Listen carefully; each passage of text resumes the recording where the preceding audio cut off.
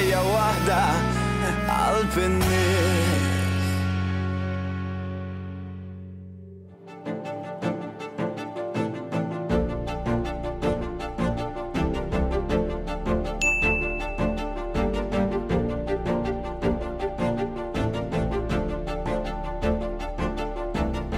Il-Mużew Nazzjonali tal-Arti u tal-Komunità jiġbor fih il-kollezzjoni nazzjonali ta' pajjiżna li ta' min jiftaħar biha.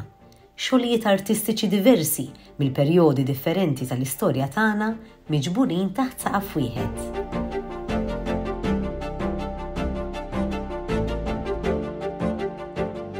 Din l-istazzjoni hija ddedikata partikolarment lil Antonio Shortino, skultur Malti li għamel ħafna xogħol kemm hawn Malta u anke barra.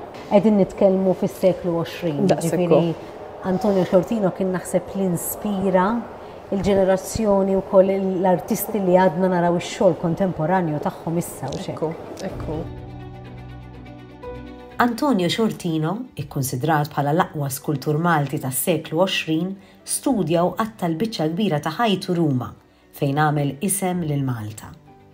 U ġie kkummissjonat b'diversi xogħlijiet fosthom għar-Russja, l-Istati Uniti u l-Brażil, sintendi wkoll għal Malta. Fost il-monumenti pubbliċi, tnejn l-aktar magħrufa huma il-monument tal-Assedju l-Kbir u dak fost l-ewwel xogħlijiet tiegħu il-Lega Vrox. L-oriġinali tinsab hawn f'dan il-mużew, ir-replika tagħha fil-ġnien tal-parrakka ta' fuq u l-mudell fil-Palazz ta' Buckingham, Londra.